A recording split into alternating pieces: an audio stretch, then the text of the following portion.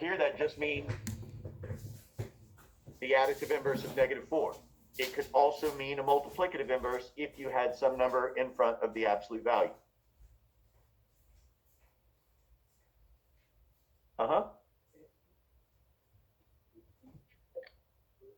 No, nothing goes in absolute value.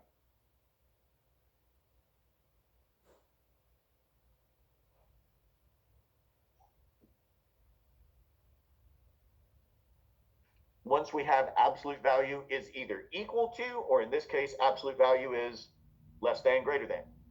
How do we make the absolute value bars go away? We talked about that, if not this week, last week. Split it into two parts.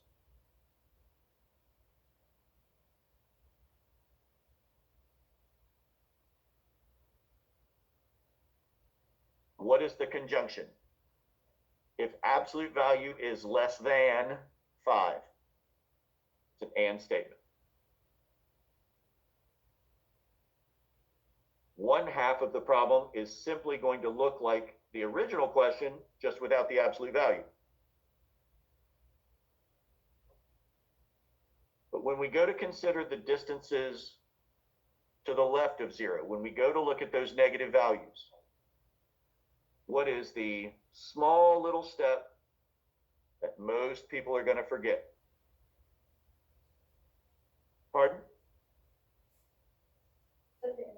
You've got to change the direction of the inequality.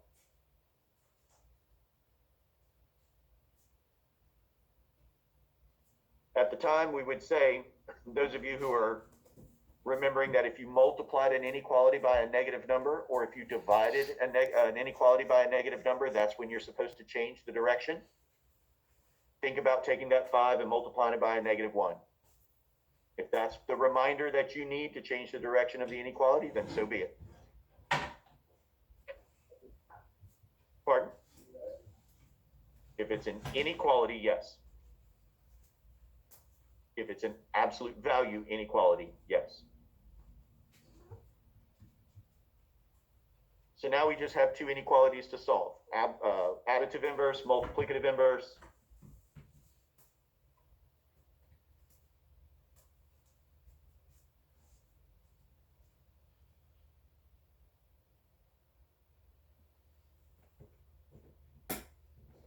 Hey.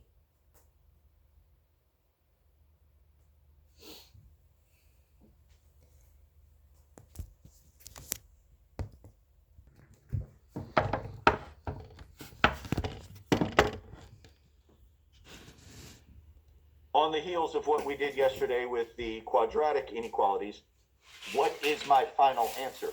Because this isn't it. We will graph it, but I want to know the answer first. It doesn't matter which order you do it in, but I'm asking for the answer first. So instead of x is greater than -6, how are we going to write it?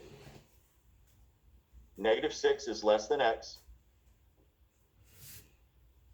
less than -1. We're not going to write two separate statements. We're not going to say x. We're not going to write x twice. -6 is less than x, less than -1. To your help. This is our compound inequality. We get to put it back together. And because you see the x in between two numbers, what's it going to look like when you graph this on a number line? You're going to have shading in between those two numbers.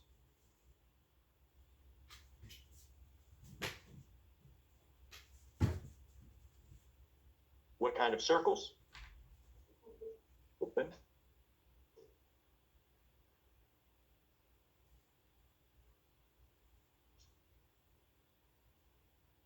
So if you prefer to draw it and then write the solution, that's perfectly fine too.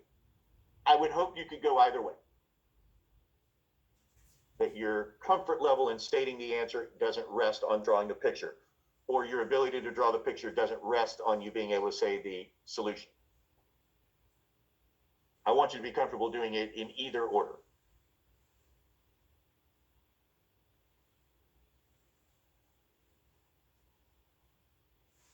I hope this has some connection to what we've been doing the last couple of days so that it doesn't feel completely foreign, that we're not trying to reinvent the wheel. We're not trying to go all the way back and relearn.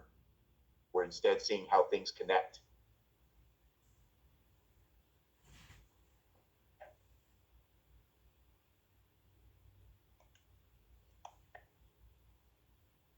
Anybody else have any questions about absolute value equations or inequalities?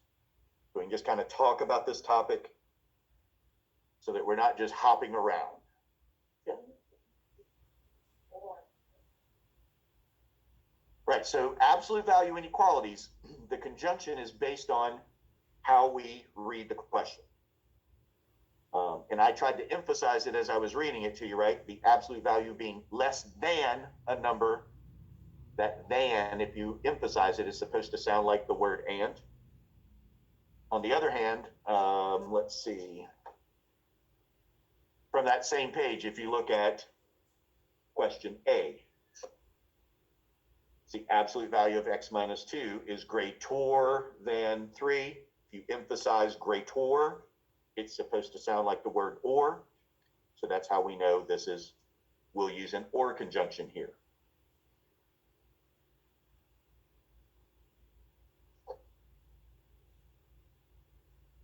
But yeah, the first hurdle is knowing which conjunction goes with which type of problem. Because it's not going to be written for you. You have to write it in there. And you've got to write it in there. You can't just say x minus 2 is less than negative 3, comma, x minus 2 is greater than 3. The conjunction is a crucial part of this process. It has implications on the graph.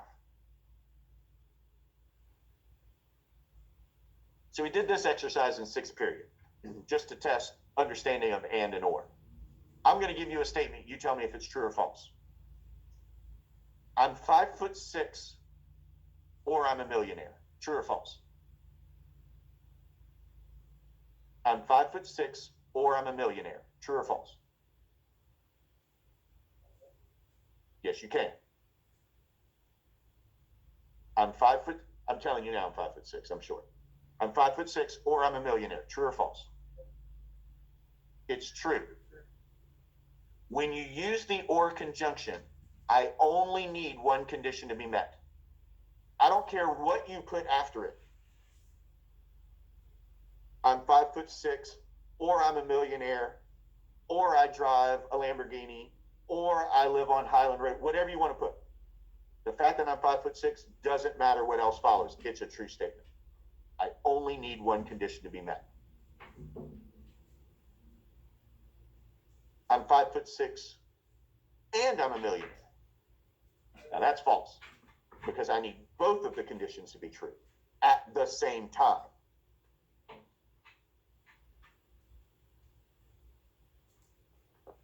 So when we're graphing this and statement, I've got greater than -6 and at the same time less than -1. If you just say greater than -6, well then I can use 0, 1, 2, 3, 100. But none of those values have been shaded, right? They can't be included in my answer. So it's not enough to say greater than -6. I also can't say x is greater than -6 or x is less than -1. Because if you say or, I get to pick anything that's greater than -6. But obviously 0, 1, 2, 3, 4, 5 is not supposed to be included. That's how we know it's an and conjunction, because I need both of those conditions to be met at the same time.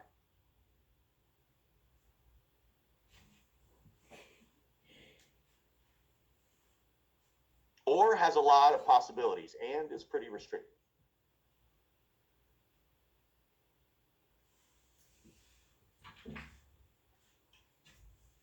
The only thing about equal sign is what kind of circle you have. That is the only thing that changes. It doesn't change anything about the algebra. It doesn't change, change in the direction of the inequality. Literally just changes the type of circle. Yes.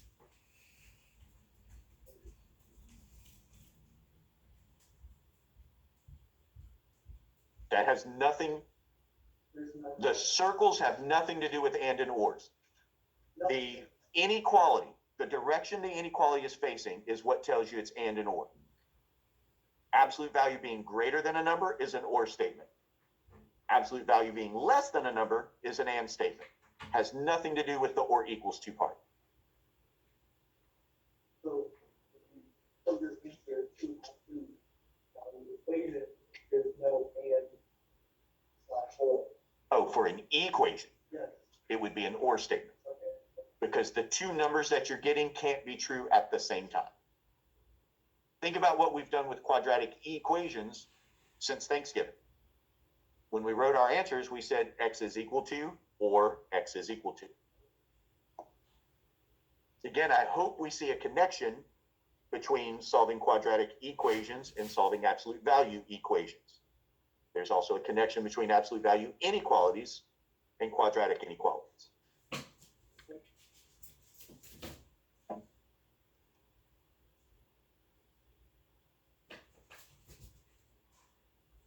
So Layla, was that enough? I'm sorry, Fallon, was that enough for talking about or?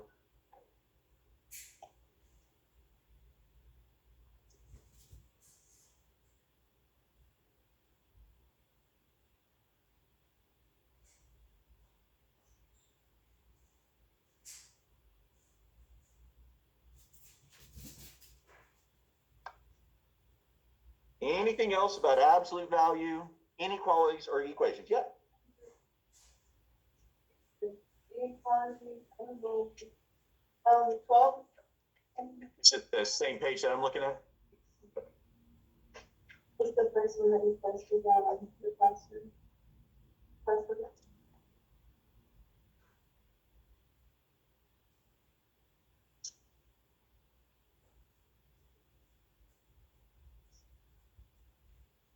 On August 31st? Yep. Okay. Posted August 24th.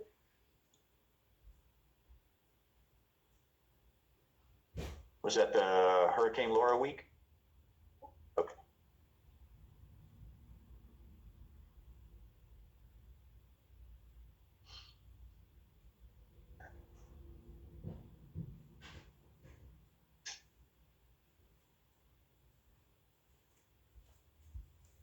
You said number 14? 12. 12. There is no 14. Gotcha. So we've got the absolute value of 5k plus 2 is less than or equal to negative 2. Little tricky question here.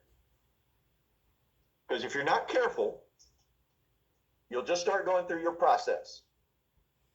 You'll look at this and say, okay, absolute value is less than a number, so this is going to be an and statement, and I'm going to change the direction of my inequality when I change that to a positive 2. All of that is unnecessary. Because what I'd want you to do is remember that absolute value measures what? Distance. We know that distance must be what? It's got to be positive, greater than 0. So you're being asked to solve an inequality that says distance is going to be less than a negative number.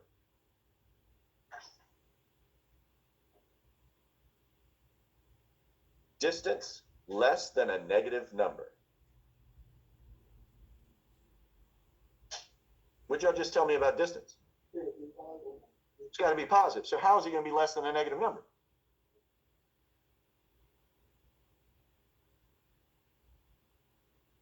How can it be less than a negative number? It can't be. What do you say? No solution.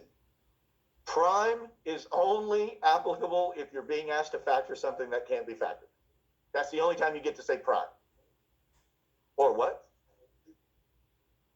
We don't say prime for matrices.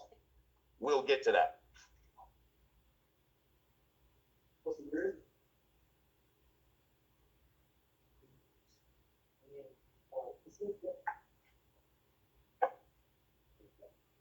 There are no prime matrices.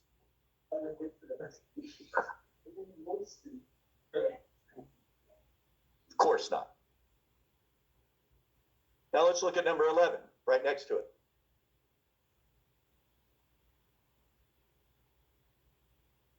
The absolute value of 2x plus 3 is greater than or equal to negative 13. Again, if you're not careful, you'll start going through your process. You'll split it into two parts. You'll use the or conjunction. You'll change the direction of your inequality. You'll multiply the negative 13 by negative 1. And none of that is necessary. Because this question is asking you, when is distance going to be greater than a negative number? All the time. So this is where we got to talk about two special cases, how we state answers. We talked about set notation. We talked about interval notation.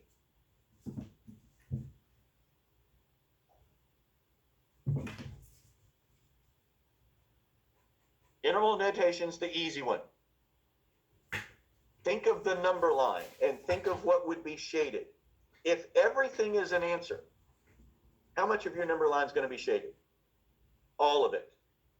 So in interval notation, you tell me, where do your answers start on the number line and where do they finish? So if the entire number line is being shaded, where do your answers start? At negative infinity. Where do your answers finish? At positive infinity. Everything is an answer. Every negative, every positive, every decimal, every fraction, every irrational number, zero, everything is answer.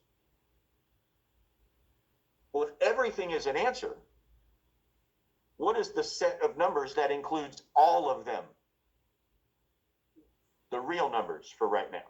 That's going to change in January.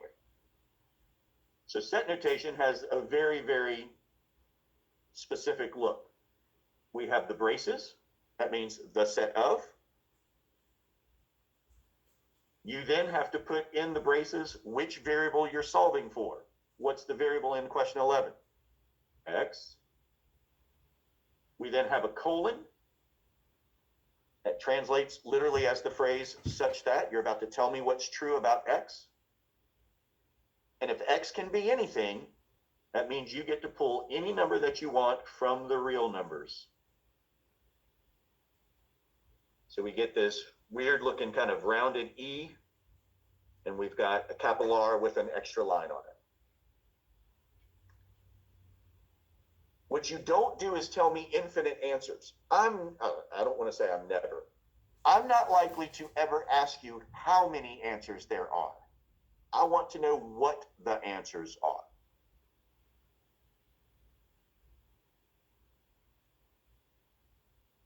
So infinite solutions, I don't care about.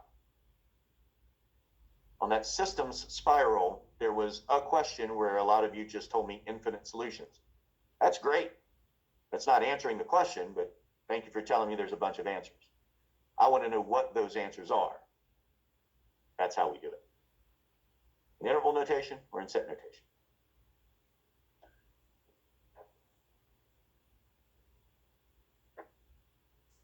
Number 9, if it was the absolute value of 18 plus 28, that gives us greater than or equal to negative 32, we would have to go through that process, like the set notation. You would have to state the answer. I mean, I guess if I tell you you have to do set notation, then you would write it this way. Just instead of an X, you would put T. That's the only difference. So I started to say, and I hesitate to say this, I don't want to say it's not going to be on there. But when we look at putting an exam together, that is supposed to be a cumulative, like big picture idea of what we did all semester, is trying to pick this one kind of unique case where you don't have to do any work. Is that really like a big picture idea? Set and interval notation. Is that a big picture idea that we've seen all semester, come around a bunch of times? No. I don't want to tell you there won't be a no solution problem on there. I'm not going to tell you there won't be an infinite solution case on there, but I only have 90 minutes to cover 4 months worth. I'm not trying to find these weird needles in the haystack. I'm going to try to give you very typical questions. Doesn't mean they have to be simple.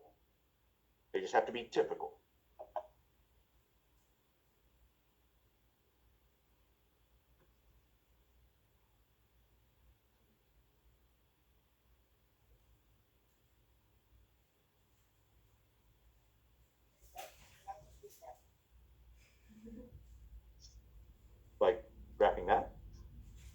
we started today? Oh, like on a Cartesian plane. We had absolute value functions that we did graph. What do absolute value functions look like? They look like a V. You guys killed this. This should not be something you got to spend a bunch of time with.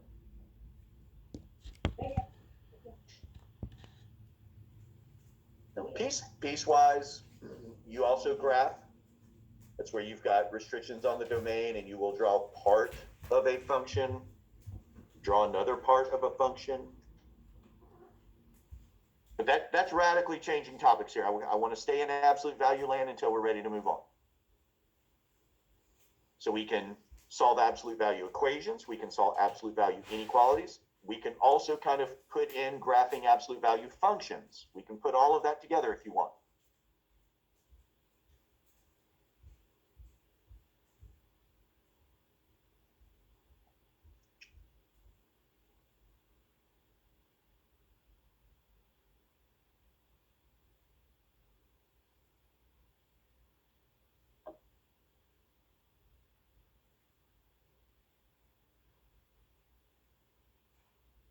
I did tell y'all the two problems for sure that I'm going to ask you to do, right? 100% guarantee. I'm going to give you two ordered pairs and ask you to write a standard form linear equation. And I'm for sure, 100% guarantee, going to give you a point slope equation and ask you to graph it. And I'm going to make sure that the point slope equation cannot be graphed in slope intercept form. Those of you who insist on putting every equation as y equals mx plus b will yet again lose points. Point slope is the easiest form there is. I don't know why y'all, and I say y'all meaning everyone, I don't mean you in particular. I don't know why y'all have fought this all semester. It's called point slope because I'm giving you a point and I'm giving you the slope. That's all you need to graph. Why y'all feel like you got to do any work is beyond me. Stop making it hard. I'm going to challenge you with other questions. That's not supposed to be the challenging one. Standard form linear equations. A, B, and C must be integers, which means you cannot write any what? No fractions. If you write a fraction, you're getting 0. I'm not even giving you partial credit. No fractions. You should know how to get rid of fractions by this point.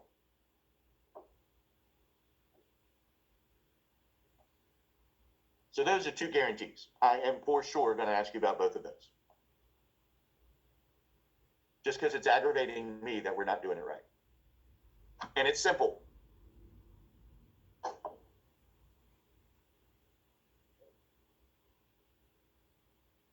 Anything about absolute value?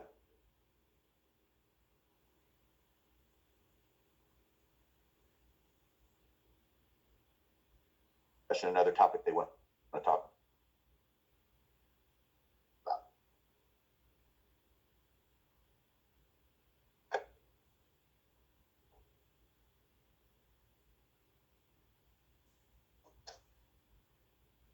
All right, anybody else?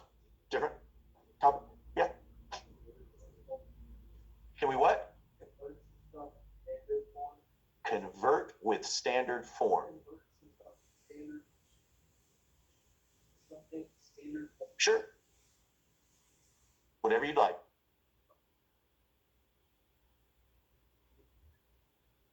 Yeah.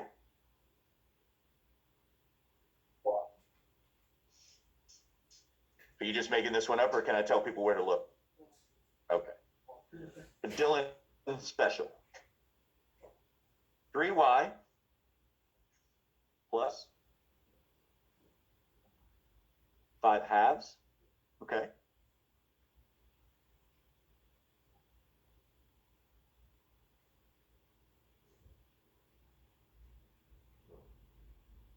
Okay, I need an equation.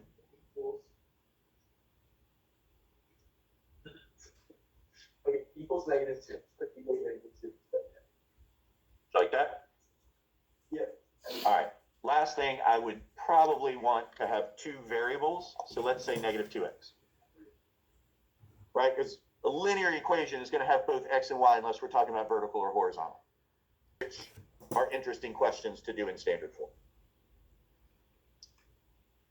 So this is no form, right? This is just a linear equation. How can you know it's linear? Just by looking at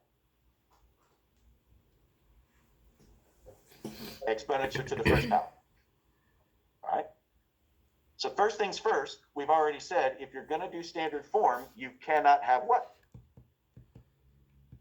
Can't have a fraction. Well, Cole gave us a fraction right in the middle of this thing. How do we get rid of it? No.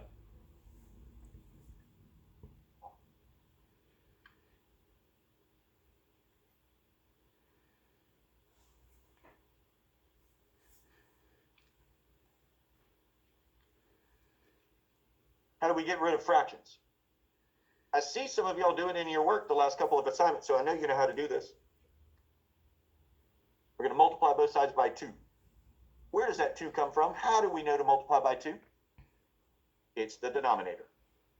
If you had multiple fractions, what would you multiply by? The common denominator.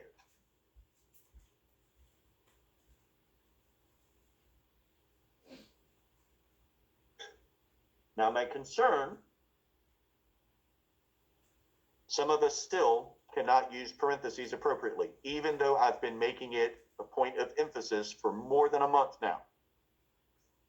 If you are multiplying 2 terms by 1 term, it's the 2 terms that need to be in parentheses.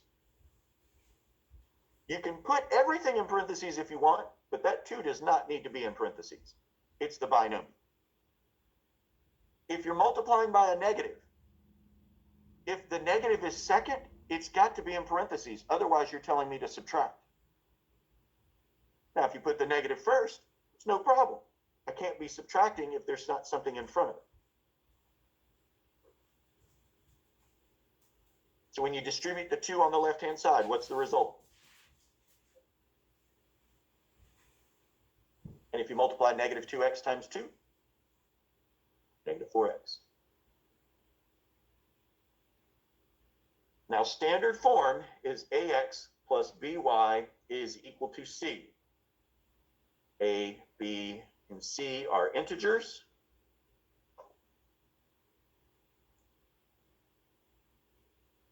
Oops. And if y'all remember, we would talk about always starting your expressions with a positive. We don't want to start off by saying negative x plus. I like standard form when we talk about putting the highest exponent first. There's grammar rules that we want to follow here.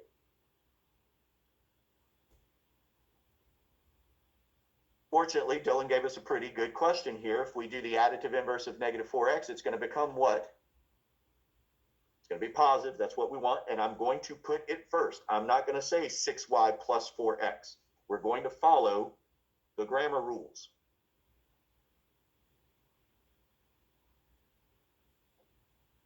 And what would C be? If you've got the positive 5 on the left, what do we have on the right then? That is your standard form linear equation. AX plus BY is equal to C. No fractions. X is first. X is positive.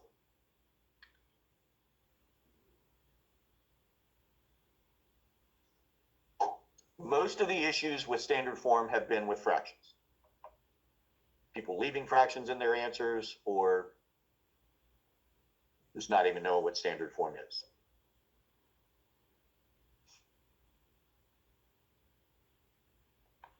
So let's stay in this whole solving linear equations, graphing lines. Let's stay in that realm for a minute.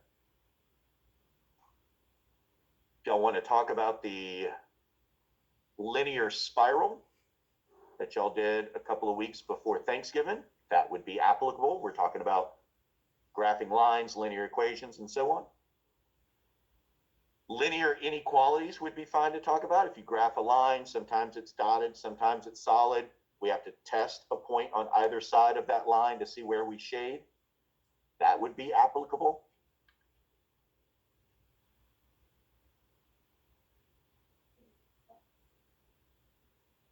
Let me get there. Hold on.